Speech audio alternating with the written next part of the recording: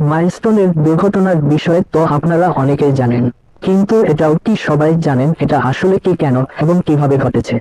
আজকের এই ভিডিওর মাধ্যমে আপনি জানবেন এই তিনটি প্রশ্নের উত্তর। কি, কেন, কিভাবে। মাইলস্টোন দুর্ঘটনা এটা আসলে কি এবং কেন ঘটেছে? এই বিষয়ে আমার মতে বিস্তারিত আলোচনা না করলেও চলবে, কারণ আপনারা ইতিমধ্যেই জেনে গেছেন এসব। কিন্তু এটা কতজন জানেন এই ভয়াবহ দুর্ঘটনাটি ঘটেছে কিভাবে? আজকের এই ভিডিওতে মূলত আমরা আলোচনা করব দুর্ঘটনাটি কিভাবে ঘটেছে। বিমানটি যখন উড্ডয়ন করে তখনই পাইলট জানিয়ে দিয়েছিলেন যে বিমান আকাশে ভাসছে না, বরং এটি পড়ে যাচ্ছে। এই রিপোর্ট পাওয়ার পরপরই ক্যান্টনমেন্ট থেকে ফায়ার সার্ভিসের একটি বহর বিমানটিকে লোকেট করে ফলো করতে থাকে। বিমানটি মাইলস্টোন স্কুলে বিধ্বস্ত হওয়ার আগে বিএফটি বিশ্ববিদ্যালয়ের ভবনের পাশ দিয়ে অত্যন্ত ঝুঁকিপূর্ণভাবে যায়।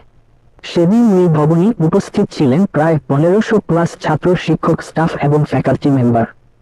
মাত্র 15 থেকে 20 সেকেন্ডের ব্যবধানে রক্ষা পায় বেফটের পুরো ভবন।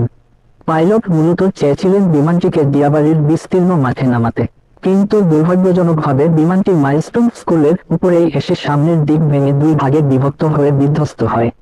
যদি বিমানটি আর মাত্র 30 সেকেন্ড উঠতে পারত, তাহলে সেটি বিধ্বস্ত হতো বিএএফ শাহীন কলেজের ওপর। কারণ ইমার্জেন্সি রানওয়ে ঠিক শাহীন কলেজের পাশ দিয়ে বিস্তৃত। পাইলটকে ক্যান্টনমেন্ট থেকে তুরাগ নদীতে বিমানটি ফেলার পরামর্শ দেওয়া হয়েছিল, তবে বাস্তবে সেটা সম্ভব হয়নি। তথ্য অনুযায়ী বিএএফ বেস থেকে তুরাগ নদী পর্যন্ত দূরত্ব প্রায় 8 থেকে 11 কিলোমিটার। মাইলস্টোন ক্যাম্পাস থেকে তুরাগ নদীর দূরত্ব মাত্র 2 থেকে 3 kilometre.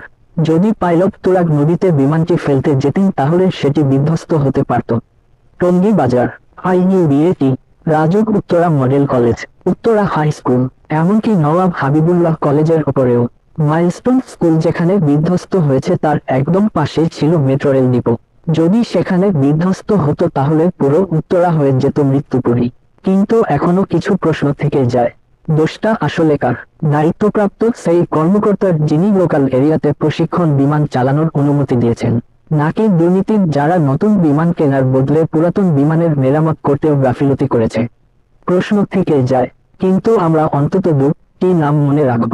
1 pilot Tauqir, 2 Mehreen ma'am, যারা মৃত্যুবরণ করেছেন আল্লাহ যেন তাদের জান্নাতবাসী করেন, আর যারা আহত হয়েছেন আল্লাহ যেন সকলকে দ্রুত সুস্থতা দান করেন।